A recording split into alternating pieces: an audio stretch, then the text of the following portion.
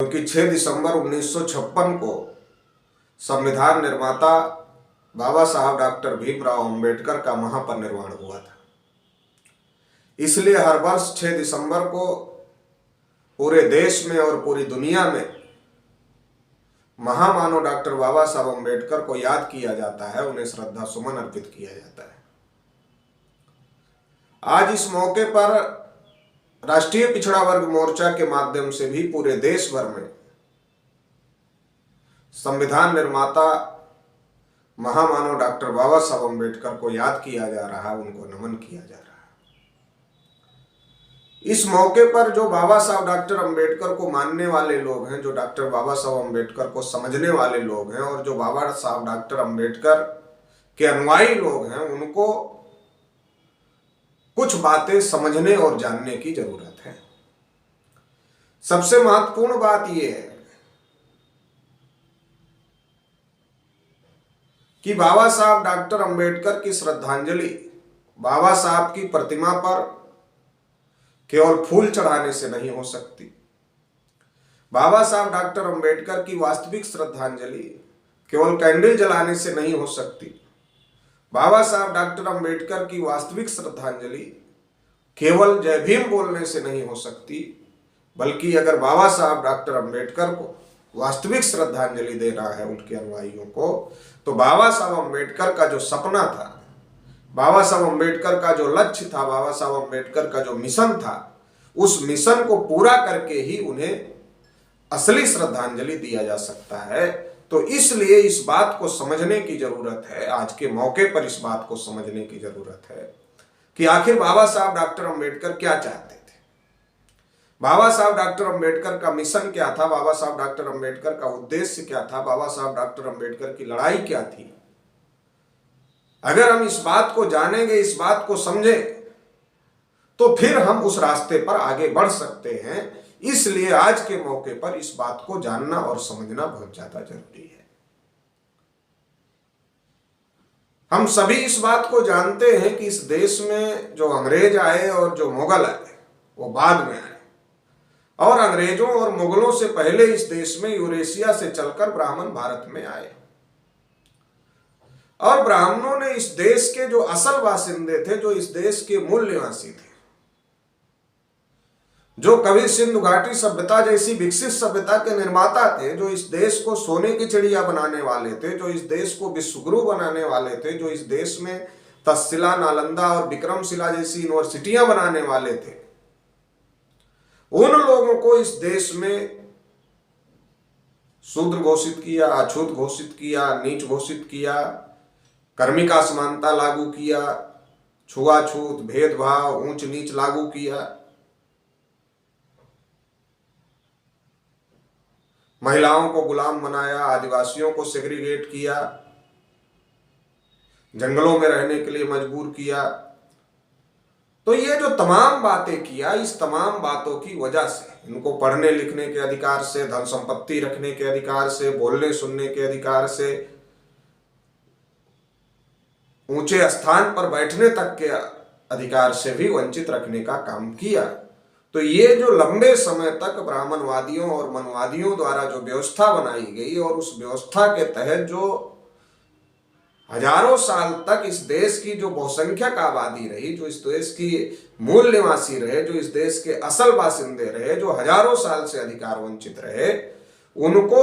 हजारों साल तक अधिकार वंचित होने की वजह से वो राष्ट्र की मुख्य धारा से बहुत दूर चले गए, बहुत पीछे उनको ढकेल दिया गया। इसी व्यवस्था के खिलाफ ज्योतिबा फूले ने 1848 में आधुनिक भारत में एक मुहिम की शुरुआत किया और शूद्रों और अतिशूद्रों को पढ़ने लिखने का अभियान शुरू किया। उसी लड़ाई को बाद में आगे जो लड़ाई राष्ट्रपिता ज्योतिबा फूले और माता सावित्रीबाई फूले ने चलाया, उसी लड़ाई को बाद में आगे छत्रपति साहू महाराज ने चलाने का न केवल काम किया, बल्कि उसको आगे भी बढ़ाया। और बाबा साहब डॉक्टर अंबेडकर जैसा लीडरशिप निर्माण करने में छत्रपति साहू महाराज की बहुत ही महत्वपूर्ण भूमिका रही, और छत्रपति साहू महाराज की महत्वपूर्ण भूमिका होने की वजह से बाबा साहब अम्बेडकर जैसी लीडरशिप बहुजन समाज को मिली। और बाबा साहब डॉक्टर अम्बेडकर ने जब उनको भारतीय संविधान लिखने का मौका मिला तो भारतीय संविधान में उन्होंने जो हजारों साल की गैर बराबरी थी, छुआछूत था, भेदभाव था, ऊंच नीच था, वो सारा भारतीय संविधान में उन्होंने खत्म कर दिया और एक नागरिक को दूसरे नागरिक के बराबर लाकर खड़ा कर दिया, एक नागरिक को दूसरे नागरिक के समान लाकर खड़ा कर दिया।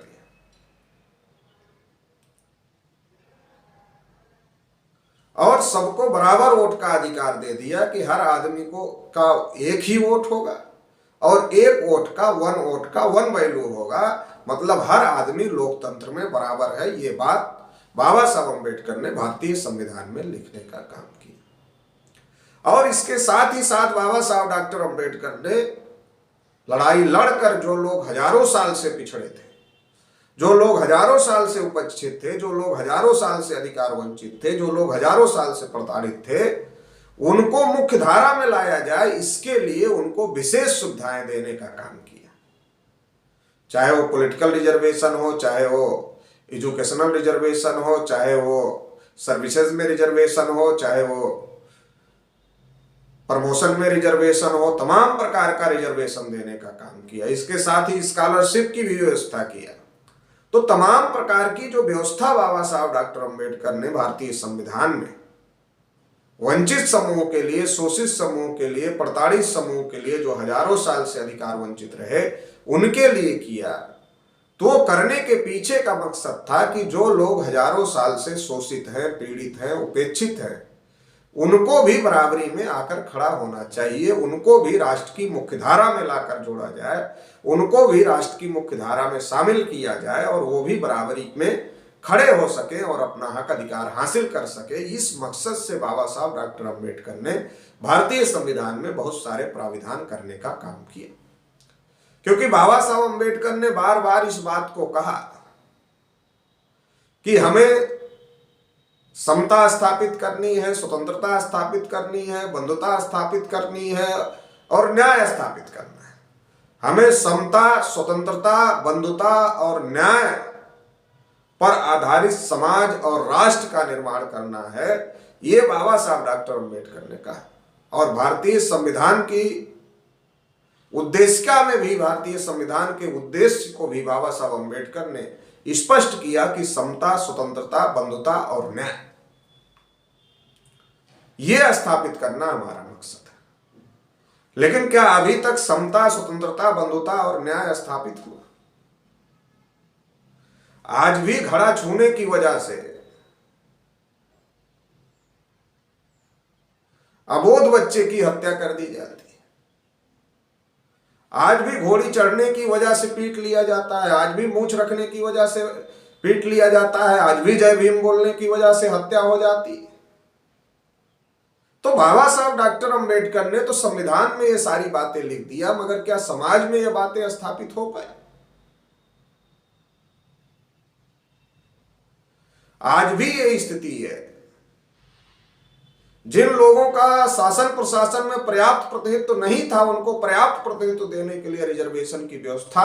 बाबा साहब डॉक्टर अम्बेडकर ने संविधान में लिखने का काम किया। लेकिन आज 79.2% क्लास 1, क्लास 2 की नौकरियों पर ब्राह्मण और तत्सम ऊंची जातियों का कब्जा है और उन्हें 10% रिजर्वेशन गरीबी के नाम पर और दे करके उसको और बढ़ाने की कोशिश सरकार के द्वारा की जा रही है। तो क्या बाबा साहब जिस तरीके का भारत बनाना चाहते थे, क्या बाबा साहब अम्बेडकर का जो सपना था कि देश में समता, स्वतंत्रता, बंधुता और न्याय स्थापित हो, क्या उस दिशा में देश आगे बढ़ रहा है? और अगर उस दिशा में देश आगे नहीं बढ़ रहा है, तो उस दिशा में देश को ले जाने के लिए जो बाबा साहब अम्बेडकर के अनुयायी हैं, जो बाबा साहब अम्बेडकर को मानने वाले लोग हैं, उनको क्या करना पड़ेगा, इस बात को आज के मौके पर समझना बहुत ज्यादा जरूरी है। क्योंकि एक तरफ अभी संविधान पूरी तरीके से लागू नहीं किया गया। संविधान में जो उपेक्षित थे, शोषित थे, पीड़ित थे, जिनके साथ न्याय करने की व्यवस्था संविधान में लिखी गई, जिनके लिए बराबरी का अधिकार दिया गया कि आज अस्पृश्यता का अंत किया जाता है, किसी प्रकार की उपाधि का अंत किया जाता है, किसी प्रकार का भेदभाव नहीं होगा, सभी नागरिक समान हैं, बराबर हैं, और जो हजारों साल से उपेक्षित रह गए उनको विशेष अवसर दे करके उनको भी मुख्य धारा में लाया जाएगा। ये जो तमाम बातें भारतीय संविधान में लिखी गई, लेकिन उसके बावजूद भी देश के ये हालात हैं, मुल्क के ये हालात हैं, तो निश्चित रूप से संविधान पर जो लोग अमल करने वाले थे, क्योंकि बाबा साहब अम्बेडकर ने एक बात कही थी कि ये संविधान कितना भी अच्छा हो, मगर यदि इसको लागू करने वाले लोग अच्छे नहीं होंगे तो ये संविधान अच्छा साबित नहीं होगा। तो संविधान में तो अच्छी बातें लिखी है, समता, स्वतंत्रता, बंधुता, न्याय कैसे स्थापित हो, ये बात लिखी है, मगर जो संविधान को लागू करने वाले लोग हैं, वो लागू करने वाले लोग संविधान को ठीक प्रकार से लागू नहीं कर रहे हैं, बल्कि वो उसी मनवादी सोच से, ब्राह्मणवादी सोच से, जो उनके पुरखे मनवादी और ब्राह्मणवादी व्यवस्था लागू किए थे, उसी मनवादी और ब्राह्मणवादी सोच से वो काम कर रहे हैं, वो भारतीय संविधान के हिसाब से काम नहीं कर रहे हैं। इसलिए आज भी देश के अंदर छुआछूत बड़े पैमाने पर है, भेदभाव बड़े पैमाने पर है, ऊंच नीच बड़े पैमाने पर है, और जो पहले से ही जिनका कब्जा था उन्हीं का कब्जा आजाद भारत पर भी किया जा रहा है और हो गया है, ब्राह्मणवादियों और मनवादियों का कब्जा हो गया है। तो इस परिस्थिति को समझना पड़ेगा। एक तरफ जहां संविधान पर अमल नहीं हुआ, आज भी छुआछूत, भेदभाव, ऊंच नीच है, दूसरी तरफ ऐसी ताकतें सर उठाने का काम कर रही हैं, ऐसी ताकतें आवाज उठाने का काम कर रही हैं कि अब संविधान को बदला जाना चाहिए। संविधान को बदलना जरूरी है। एक तरफ ऐसी ताकतें, दूसरी तरफ जिनको न्याय नहीं मिला हजारों साल से, संविधान में उनके लिए न्याय लिखा हुआ है मगर न्याय मिल नहीं रहा है, ऐसे लोग हैं। तो जो जिनको न्याय नहीं मिला, जिनके फेवर में संविधान लिखा हुआ है, उनको इस बात के लिए मुस्तैदी से खड़ा होने की जरूरत है, इस बात के लिए ताकत के साथ खड़ा होने की जरूरत है कि संविधान में समता, स्वतंत्रता, बंधुता और न्याय है, यह स्थापित करो। वो संविधान बदलने की बात कर रहे हैं, मगर जो हजारों साल से शोषित, पीड़ित, उपेक्षित लोग हैं, उनके हक अधिकार के बारे में, उनको हक अधिकार मिल रहा है कि नहीं मिल रहा है, उसके बारे में वो कोई समीक्षा करने के लिए तैयार नहीं है, क्योंकि वो वही मनवादी और ब्राह्मणवादी लोग हैं जो कि चाहते हैं कि इस देश में मनु व्यवस्था लागू हो, ब्राह्मण व्यवस्था लागू हो, फिर से ब्राह्मण, क्षत्रिय, वैश्य, शूद्र लागू हो, और इस देश में भारतीय संविधान की वजह से जो SC, ST, OBC की माइनॉरिटी के लोगों को अच्छी जिंदगी जीने का अवसर मिला है, वो अवसर रोका जाए और फिर से वही व्यवस्था लागू किया जाए कि शूद्र के कान में शीशा पिघलाकर डाल दिया जाए, आंख में सूजा डाल दिया जाए, उच्चारण करे तो जीभ काट लिया जाए, ऊंचे आसन पर बैठे तो पीछे से मांस काट कर निकाल लिया जाए, मजदूरी ऐसे दिया जाए कि आधी मजदूरी रास्ते में गिर जाए, आधी ही घर पहुंचनी चाहिए। तो ये व्यवस्था वो दोबारा लागू करना चाहते हैं। एक तरफ ऐसी ताकतें काम कर रही देश, दूसरी तरफ बाबा साहब के संविधान की वजह से आज हम लोगों के पास अधिकार है। आज हमारे में से बहुत सारे लोग आज अच्छी जिंदगी जी रहे हैं। जिनके बाप दादा अच्छी जिंदगी नहीं जीते थे, बाबा साहब अम्बेडकर ने अपना जीवन समर्पित किया, अपने जीवन को कुर्बान किया, अपने परिवार को कुर्बान किया, और इसकी वजह से आज हमारे में बहुत सारे लोगों को ये मौका है अच्छा जीवन जीने का, अच्छी जिंदगी जीने का। तो आज वो अच्छा जीवन जी रहे हैं। तो उनकी भी एक जिम्मेदारी है, उनकी भी एक जवाबदेही है कि जो बाबा साहब अम्बेडकर का कारवां है, जो बाबा साहब अम्बेडकर का लक्ष्य है, जो बाबा साहब अम्बेडकर का मिशन है, उस मिशन को कैसे पूरा किया जाए, उस मिशन को कैसे आगे बढ़ाया जाए, ये उनकी जिम्मेदारी है।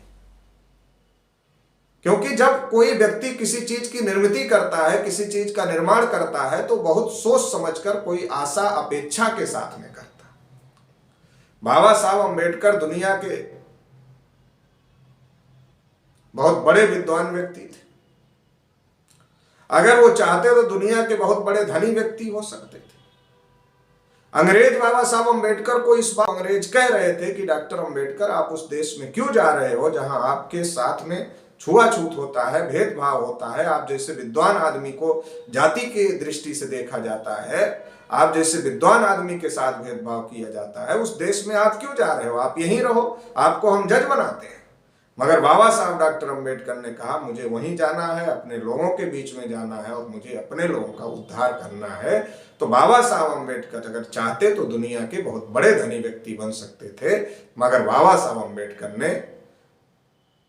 अपने को धनी बनाने के बजाय इस बहुजन समाज को धनी बनाने के काम को स्वीकार किया और इसके लिए उन्होंने अपने परिवार को कुर्बान किया। 4 बच्चे बाबा साहब अंबेडकर के दवा के अभाव में चले गए, माता रमाबाई दवा के अभाव में चली गई और बाबा साहब अंबेडकर की भी हत्या की गई। तो इतना बड़ा त्याग करके बाबा साहब अंबेडकर ने पढ़ा लिखा बुद्धिजीवी वर्ग निर्माण किया। तो इस पढ़े लिखे बुद्धिजीवी वर्ग से बाबा साहब अंबेडकर को उम्मीदें थी, क्योंकि 1953 में जब काका कालेलकर कमीशन गठित हुआ तो बाबा साहब डॉक्टर अंबेडकर से मिलने काका कालेलकर कमीशन के कुछ पिछड़े वर्ग के सदस्य गए और उन्होंने बाबा साहब डॉक्टर अंबेडकर को कहा कि बाबा साहब आप कहते थे कि पिछड़े वर्ग के लिए आयोग बनना चाहिए, इसके लिए आपने कानून मंत्री पद से इस्तीफा दिया,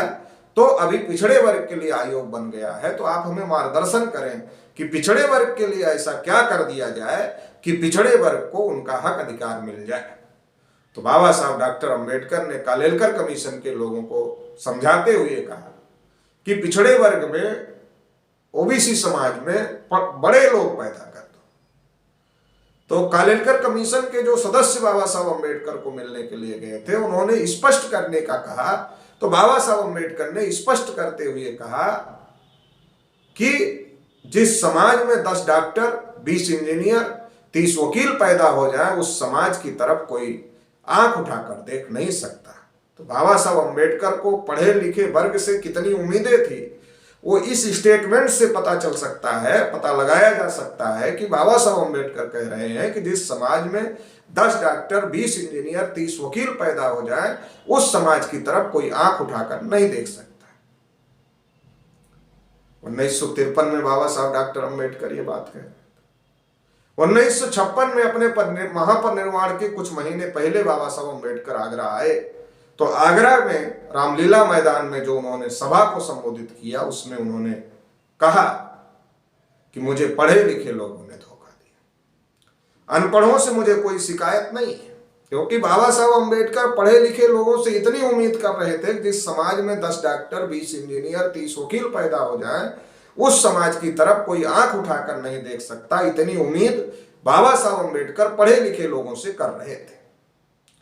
लेकिन जब बाबा साहब अंबेडकर ने उनके द्वारा ही निर्माण किए गए पढ़े लिखे लोगों का रवैया देखा, तो देखा ये तो अपना पेट पालने में पड़े हुए हैं। तो बाबा साहब अंबेडकर को आगरा के रामलीला मैदान में दुखी होकर यह कहना पड़ा 18 मार्च 1956 को कि मुझे पढ़े लिखे लोगों ने धोखा दिया, अनपढ़ों से मुझे कोई शिकायत नहीं है। तो ये बात समझने की जरूरत है, जो बाबा साहब के आंदोलन की वजह से पढ़ा लिखा बुद्धिजीवी वर्ग, SC, ST, OBC में पैदा हुआ, उस पढ़े लिखे बुद्धिजीवी वर्ग को अपनी जिम्मेदारी का एहसास करने की जरूरत है, अपनी जिम्मेदारी को समझने की जरूरत है कि बाबा साहब अंबेडकर हमसे क्या उम्मीद कर रहे थे। आज समाज में डॉक्टर, इंजीनियर, प्रोफेसर, वकील, पढ़े लिखे लोगों की, अधिकारी, कर्मचारी की कोई कमी नहीं, लेकिन बाबा साहब अंबेडकर ने जो कहा था कि जिस समाज में 10 डॉक्टर, 20 इंजीनियर, 30 वकील हो, उस समाज की तरफ कोई आंख उठाकर नहीं देख सकता। आज समाज के हालात आज भी अच्छे नहीं हैं। तो अच्छे नहीं हैं क्योंकि पढ़ा लिखा वर्ग अपने डेवलपमेंट में लगा हुआ है, समाज के डेवलपमेंट के बारे में नहीं सोच रहा। पढ़े लिखे वर्ग को इस बात को समझने की जरूरत है, इस बात को जानने की जरूरत है। अगर ज्योतिबा फूले ने और माता सावित्रीबाई फूले ने ये लड़ाई नहीं शुरू की होती, इस लड़ाई में ज्योतिबा फूले, माता सावित्रीबाई फूले को अपना घर छोड़ना पड़ा। छत्रपति साहू महाराज और बाबा साहब अंबेडकर जब मिलकर काम कर रहे थे, तो छत्रपति साहू महाराज और बाबा साहब अंबेडकर को अलग करने के लिए छत्रपति साहू महाराज की हत्या कर दी गई। ज्योतिबा फूले, सावित्रीबाई फूले को घर छोड़ना पड़ा, छत्रपति साहू महाराज को अपनी जान गंवानी पड़ी और बाबा साहब डॉक्टर अंबेडकर की भी हत्या की गई। उनके 4 बच्चे अभाव में चले गए। तो इतना बड़ा त्याग, इतना बड़ा कुर्बानी के बाद में ये अधिकार हमको मिले हैं कि आज हम अच्छी नौकरी कर रहे हैं, आज हम अच्छे घरों में रह रहे हैं, आज हम अच्छी गाड़ियों में चल रहे हैं, ये बाबा साहब डॉक्टर अंबेडकर और हमारे महापुरुषों के त्याग और बलिदान का परिणाम है। तो इस बात को समझने की जरूरत है कि आज जो हमको अच्छी लाइफ मिल रही है, आज जो हमको अच्छा जीवन मिल रहा है, ये अच्छा जीवन के लिए हमने ज्यादा काम नहीं किया, बल्कि ये अच्छा जीवन जीने का अवसर हमको मिले, इसके लिए ज्यादा बड़ा काम बाबा साहब अम्बेडकर ने किया, छत्रपति साहू महाराज ने किया और राष्ट्रपिता ज्योतिबा फुले ने किया। उनकी वजह से, उनकी बदौलत आज हम लोग ये अच्छा जीवन जी रहे हैं। तो इसलिए जो उनकी विरासत है, उस विरासत को बचाने की जरूरत है, उस विरासत को आगे ले जाने की जरूरत है, ताकि हमारी आने वाली पीढ़ियों को भी अच्छा जीवन जीने का अवसर मिले। नहीं तो हमारा जो दुश्मन है वो संविधान को खत्म करने में लगा हुआ है, लोकतंत्र को खत्म करने में लगा हुआ, और चाहते हैं दोबारा से मनु का विधान लागू हो, दोबारा से वर्ण व्यवस्था लागू हो। वो हमारा दुश्मन ऐसा चाहता है। इसलिए भारतीय संविधान को बचाना और भारतीय संविधान पर अमल करवाना ये हमारी जिम्मेदारी है। तो इसलिए इसके लिए हम लोगों को, अपने समाज के लोगों को तैयार करना होगा, जागृत करना होगा, और इसके लिए अपना बुद्धि, पैसा, समय, श्रम, हुनर लगाने की जरूरत है। क्योंकि बाबा साहब अम्बेडकर ने अपने आखिरी समय में कहा था कि मैंने बड़ी मुश्किल से ये कारवां मैं यहां तक लेकर आया, मेरे अनुयायी अगर इस कारवां को आगे नहीं ले जा सकते तो कम से कम पीछे भी न जाने दें, इसको यहां रोक कर रखें। आज लड़ाई चल रही है, एक तरफ विरोधी ताकतें संविधान और लोकतंत्र को खत्म करने पर लगी हुई, तमाम प्रकार के षड्यंत्र कर रही है, और दूसरी तरफ तमाम बुद्धिजीवी वर्ग जो SC, ST, OBC माइनॉरिटी में है, वो संविधान को बचाने में लगे हुए हैं और वो लगातार इसकी लड़ाई लड़ रहे हैं। लेकिन जितनी बड़ी हमारे समाज में बाबा साहब अम्बेडकर की वजह से बुद्धिजीवी वर्ग की आबादी हो गई है, उतने बड़ी संख्या में लोग इस संविधान और लोकतंत्र की रक्षा में नहीं लगे हुए हैं, बाबा साहब अम्बेडकर के मिशन के काम में नहीं लगे हुए हैं। तो जो लगे हुए हैं वो तो कर रहे, वो ईमानदारी के साथ में उस काम को कर रहे, और जो नहीं लगे हुए हैं उनको भी आज 6 दिसंबर को ये संकल्प लेना चाहिए कि हम अपना बुद्धि, पैसा, समय, श्रम, हुनर इस मूवमेंट के लिए लगाएंगे, ताकि बाबा साहब अम्बेडकर का जो मिशन है, जो कारवां है, वो आगे चलता रहे, आगे बढ़ता रहे। अगर बाबा साहब अम्बेडकर का मिशन और कारवां आगे बढ़ता रहेगा तो हमारी आने वाली जनरेशन भी आने वाले समय में सुखी रहेगी, संपन्न रहेगी, अच्छी जिंदगी जिएगी। अगर आज हम इस बात को नहीं समझेंगे तो आने वाले समय में हमारे बच्चों की स्थिति अच्छी नहीं रहेगी, क्योंकि हमारा दुश्मन उस काम में लगा। हमारे खास तौर से पिछड़े वर्ग के लोगों को इस बात के बारे में जानकारी नहीं है, बहुत सारे लोगों को। अभी तो देश भर में बहुत सारे लोग इस मिशन में लग गए हैं, और वो बाबा साहब अम्बेडकर का, ज्योतिबा फुले का, छत्रपति साहू महाराज का जो कारवां है वो रुकने ना पाए, उसको आगे ले जाना जाए, इसके लिए राष्ट्रीय पिछड़ा वर्ग मोर्चा के माध्यम से देश भर में अभी पिछड़े वर्ग के लोग भी काम कर रहे हैं। मगर बहुत सारे हमारे पिछड़े वर्ग के लोग हैं जिनको इस बात की जानकारी नहीं है कि बाबा साहब डॉक्टर अंबेडकर ने इस देश के लिए काम किया, इस देश के तमाम शोषितों, वंचितों के लिए काम किया। ब्राह्मणवादियों और मनवादियों द्वारा तमाम OBC के लोगों को इस बात के लिए भड़काया जाता है कि डॉक्टर अंबेडकर ने केवल शेड्यूल कास्ट की लड़ाई लड़ी, OBC के हक अधिकार की लड़ाई नहीं लड़ी। इसलिए OBC के लोगों को भी इस बात को जानने और समझने की जरूरत है। सबसे बड़ी बात तो यह है कि बाबा साहब अम्बेडकर ने ही वोट का अधिकार दिलाया, नहीं तो गांधी जी ये चाहते थे कि वोट केवल पढ़े लिखे लोगों को मिलना चाहिए और इनकम टैक्स देने वाले लोगों को मिलना चाहिए। लेकिन बाबा साहब अम्बेडकर ने लड़ाई लड़के एडल्ट फ्रेंचाइज, वयस्क मताधिकार दिलवाने का काम किया, और इसकी वजह से सभी को वोट का अधिकार मिला। और जब सभी को वोट का अधिकार मिला तो आज बड़ी संख्या में OBC के MPs हैं, OBC के MLA हैं, OBC के डिस्ट्रिक्ट बोर्ड के चेयरमैन हैं, डिस्ट्रिक्ट बोर्ड के मेंबर हैं, ब्लॉक प्रमुख हैं, ऐसे तमाम पदों पर OBC के लोग पहुंच गए हैं। तमाम राज्यों के मुख्यमंत्री हैं और देश के प्रधानमंत्री नरेंद्र मोदी जी भी हैं जो अपने को OBC कहते हैं। तो अगर बाबा साहब अम्बेडकर ने लोकतंत्र में वोट का अधिकार सबको नहीं दिलाया होता और हर वोट की एक समान वैल्यू नहीं रखी होती, तो आज ओबीसी के लोगों को भी ये मौका नहीं मिलता। तो ये इतना बड़ा मौका बाबा साहब अम्बेडकर की वजह से ओबीसी के लोगों को मिला है और देश के तमाम समाज के लोगों को मिला है। इस बात को भी हम लोगों को समझने की जरूरत है। दूसरा, संविधान सभा में जब गांधी और नेहरू ने ओबीसी के लोगों को टिकट नहीं दिया तो बाबा साहब डॉक्टर अंबेडकर को संविधान सभा में ओबीसी के हक अधिकार की लड़ाई लड़नी पड़ी और संविधान सभा में जब बाबा साहब अंबेडकर ने ओबीसी के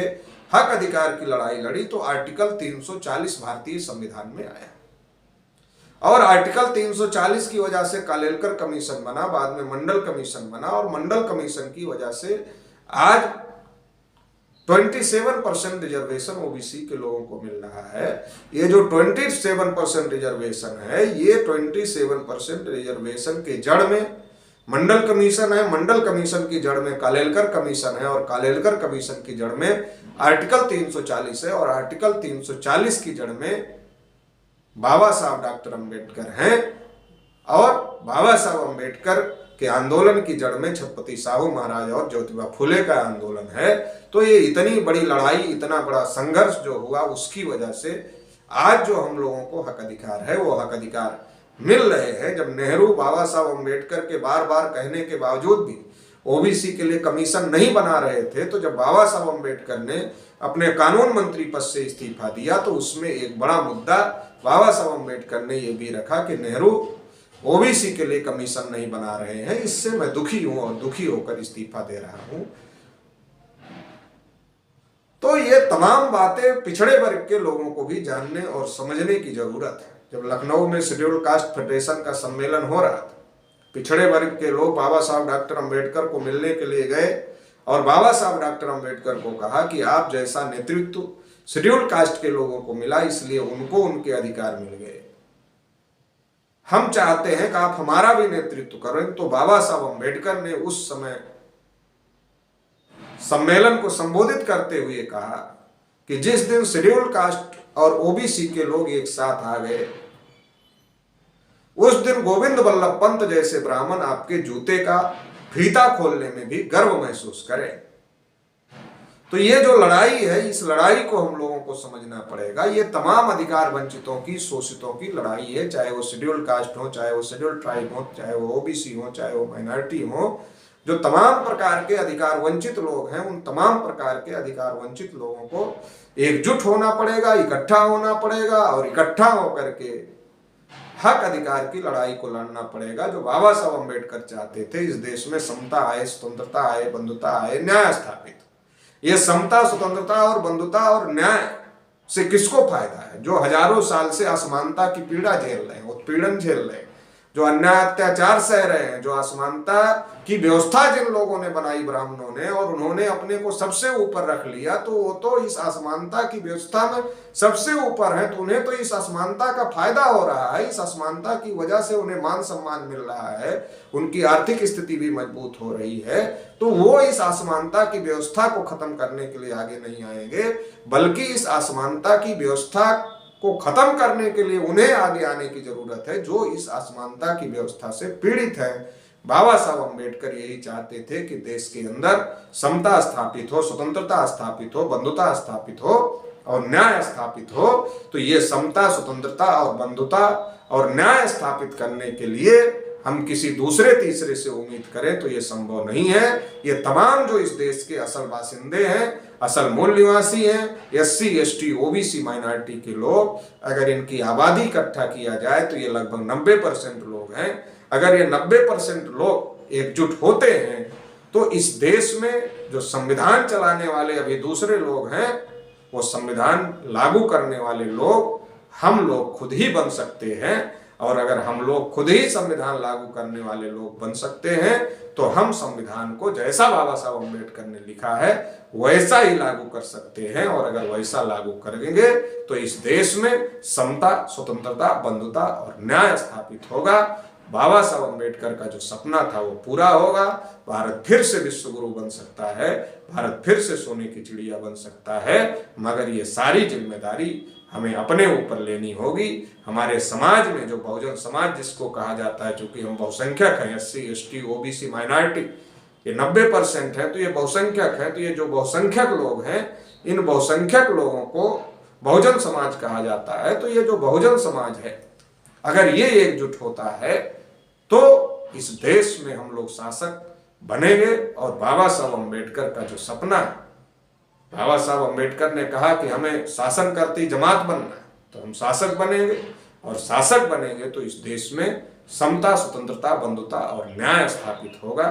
तो इस लड़ाई में जो पढ़ा लिखा बुद्धिजीवी वर्ग है, जो बाबा साहब अम्बेडकर को मानने वाले लोग हैं, जो बाबा साहब अम्बेडकर के अनुयायी हैं, उनको आगे आने की जरूरत है और समाज में बड़े पैमाने में जागृति और चेतना पैदा करने की जरूरत है, ताकि बाबा साहब अम्बेडकर के सपनों का भारत बनाया जा सके। आज के मौके पर, 6 दिसंबर के मौके पर, बाबा साहब अम्बेडकर को श्रद्धा सुमन अर्पित करते हुए हम लोग ये संकल्प लेते हैं कि बाबा साहब अम्बेडकर, आपने जो कारवां यहाँ तक लाया है, किसी भी स्थिति में हम लोग इस कारवां को पीछे नहीं जाने देंगे, बल्कि इसको आगे ले जाने का काम करेंगे और आपके सपनों का भारत बनाने का काम करेंगे। इस संकल्प के साथ आप सभी को बहुत बहुत आभार, धन्यवाद।